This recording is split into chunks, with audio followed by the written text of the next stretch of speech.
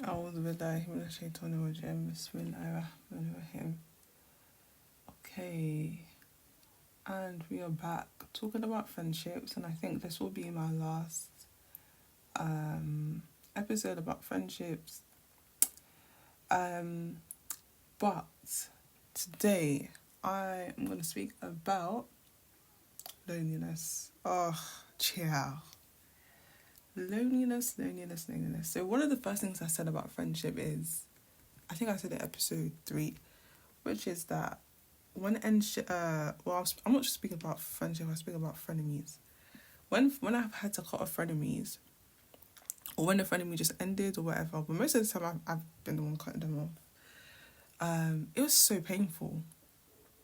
And I just feel like there's so much focus on romantic breakups, but like friendship breakups are painful. And I remember like, I already said this, but like, there was that friend, and when I was like 10 years old, he was like secretly hitting me. I think I'm trying to think of the most painful frenemy. Oh yeah, recently. I think this one, me and this person was not that close, but I just didn't expect it, and I felt so attacked. This was at work, and I remember this girl. I remember like when I started my job, I was like, I don't really want to make friends because I've had so many bad experiences. So I was like, no, I don't want to make friends. I just want to do my job, get on well with my colleagues, and call it a day. But I remember like when we were doing induction, this girl, and honestly, guys, she wore her hijab. So I was like, oh my gosh, I'm Muslim. And so when she initiated the friendship, she was like, oh my gosh, hi, la la la la. And so I sat down with her, and before you know it, like we had each other's numbers, and we were going out for like outings and stuff like that. And guys, on my end here, like when I met her, I did feel, and this is another thing, like gut feeling. Oh, gut feeling is so important. My gut feeling was like, oof, I don't really like this too much. And I feel like a lot of the times when I've met someone and my gut feeling was off, I've actually needed, like the friendship didn't bang. So I don't know why I don't trust my gut feeling enough, and it's something I'm working on because it's actually linked to self-esteem. But anyways, I just remember thinking, but I allowed it because I thought this girl was wearing a hijab, right? So I was like, oh my gosh, like, you know, like this is a girl, like she's a Muslim, and the workplace didn't have a lot of Muslims, and she's obviously a girl as well. So I'm like, why not? So I just thought it would be like a casual, like friend at work. But honestly, like after a while, we started going out, one or two places. But very quickly, guys, I noticed this girl was very, all due respect, this girl was very arrogant. She was very arrogant and egotistical. She was very self-centered. Like a lot of the conversations, she would cut me off when I was speaking. Ugh, that's my pet peeve. But she'll cut me off when I was speaking, and it wouldn't just be that she'll cut me off. She will cut me off and recenter the conversation about her. She was a really bad listener. Why I called her arrogant and egotistical is because a lot of the things we did was for her. Like, she didn't respect when I would say something like, oh, I don't really want to go to that, or, you know what I mean? And if I asked her to do something, she just wouldn't. Like, she was just very self-centered. And looking back, I'm like, I should have also set boundaries. Like, if someone's not willing to do things for you, but they're willing to allow you to do things for them, that's not a good friendship. But anyways, at the beginning, it was more of a thing where like she was being selfish, but like back then I used to be very, very passive. I wasn't too crazy about it, but I didn't hate it. Maybe like a couple months in, I started to identify I didn't enjoy spending time with her because the conversations we were having were not conversations. They were monologues on her end. And then progressing into the friendship, and why I really was like, no, this is a friend of me, was I would be minding my business, but I remember I was preparing for an exam, a professional exam, and she was like, what are you doing? And I was like, I'm preparing for an exam. And she rolled her eyes. And there was times like she didn't, I think another thing I realised is she didn't know how to make connections. So I knew how to make a couple of connections. I wasn't that popular, but I made a couple of connections. And whenever I would introduce her to the connections, this girl would scream me. She'll give me a dirty look and she'll be so charming with the person I was introducing her to. And again, then I didn't even say anything. I don't know. That's what happens when you don't know how to set boundaries. But child, you learn. I've definitely learned. And there were just other little things as well. Like, she was just not being she wasn't being a good person. She wasn't being balanced. But my final straw was basically we were sitting down and I was speaking about something. And as I was speaking, she completely disengaged. And I was like, so why? So that's when I was like, this girl doesn't really like me.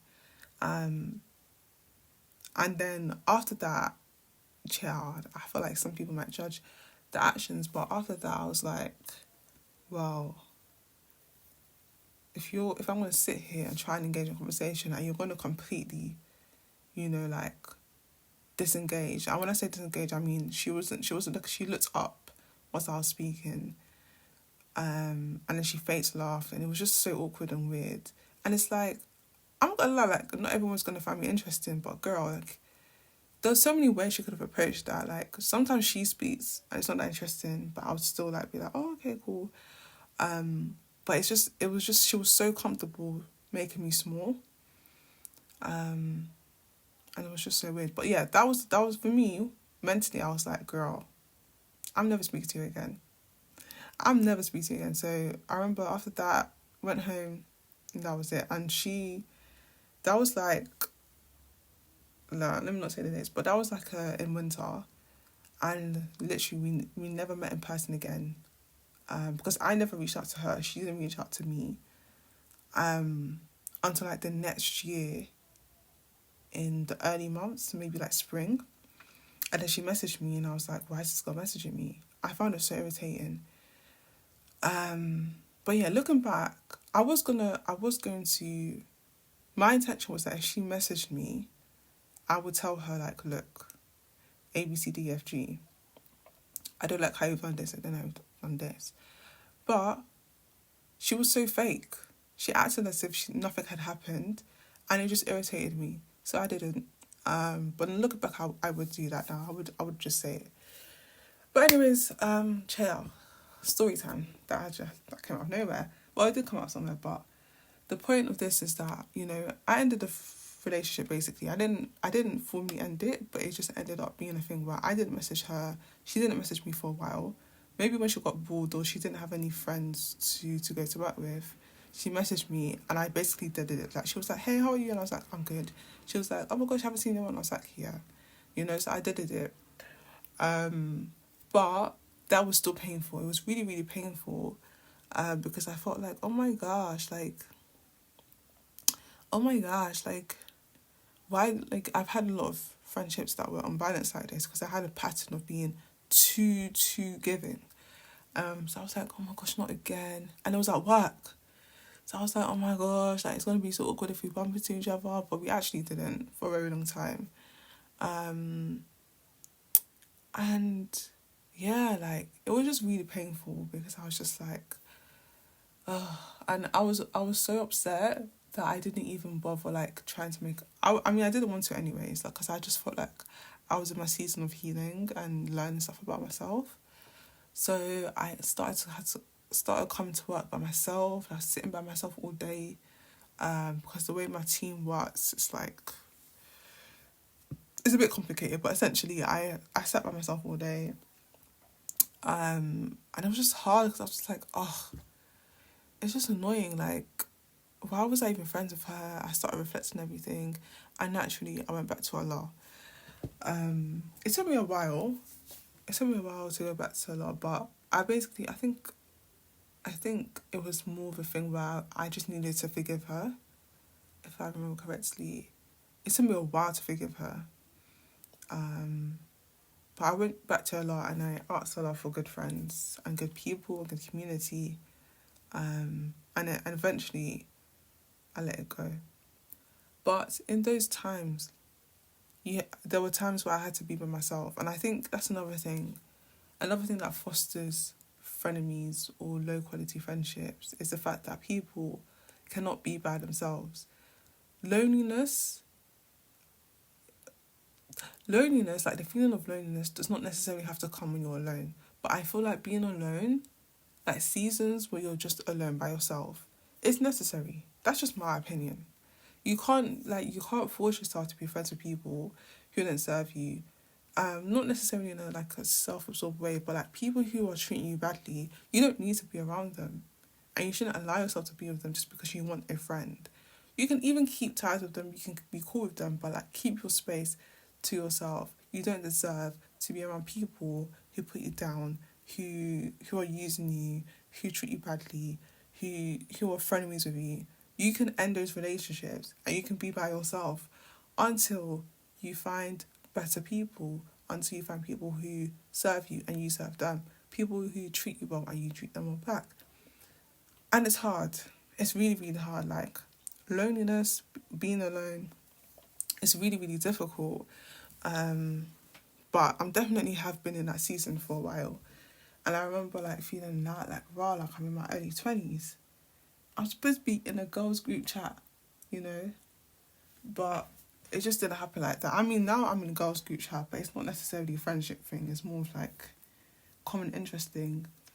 And yeah, like it was painful.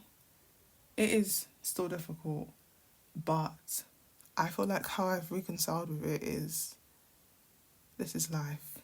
Nothing good lasts forever, nothing bad lasts forever. And there are better people in this world. And making friendships as an adult is super, it is quite difficult. But it's doable, especially now. I feel like there's so many initiatives now, I'll talk to the girlies, but there's loads of girls meet up stuff, girl space, and there's loads of initiatives that I really, really love, Successful Sisters in Islam and all this other stuff. So I try to go to some of the stuff like that once in a while when I feel up for it. But my thing is just do not settle, because when you settle in relationships like that, you'll definitely... It wasn't even like you will become frenemies. We were frenemies.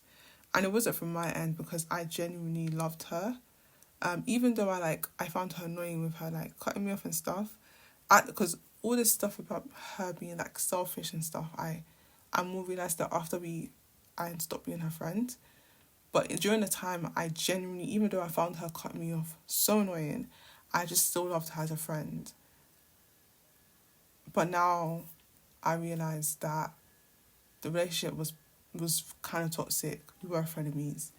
And I deserve to be with kind, loving friends. I don't have to be around someone who puts me down or makes me feel they're in competition with me, or makes me feel ashamed for doing the things that I want to do and being myself. And inshallah, Allah will guide me to better friends and a better community. And it's something I've prayed for, and may Allah give it to me. And so yeah, that's a 4-part series on frenemies. Just frenemies. But yeah, I hope you've enjoyed that. And I hope this benefits someone. And yeah. Last thing I want to say is, at the beginning of this, I said that this girl wore hijab. Okay? And I used to be of the opinion, but I used to be of the belief that being a good Muslim means that when you see another Muslim, automatically you have to become friends. I would say I disagree with that now. Because even though this girl was wearing a hijab, doesn't mean she's practicing. Okay? And it's not as though you can't be friends with people who are not practicing, but we had a bit of conflict even religiously, because she wasn't in my opinion, she was a cultural Muslim. She wasn't a practicing Muslim, in my opinion, but Allah knows best. But I wanted to bring that up because I definitely felt pressure within myself. And when I see another Muslim, automatically we're friends. And I think that's kind of dangerous. You see another Muslim, Assalamu alaikum, I feel like maybe be friendly with them, be nice with them. But again, back to my analogy of a garden, not everyone deserves to have access to your garden. You know, like you can be cool with someone without being their friend or being a close friend. And I wish I had kept distance to that particular relationship. I feel peace. I feel like I've let out everything I need to let out. But most importantly, I feel like someone will benefit from what I've been through and what I'm sharing, inshallah. That's ultimately the aim of this. That, navigating life as a Muslimah is a bit difficult. So I just hope, I would have loved a series like this when I was younger. But alhamdulillah, I hope that was useful. I hope you enjoyed these chit-chat talks, me waffling. And I hope they're beneficial for you, because that is actually the aim. And if you found anything insightful, let me know. And bye. Assalamu alaikum.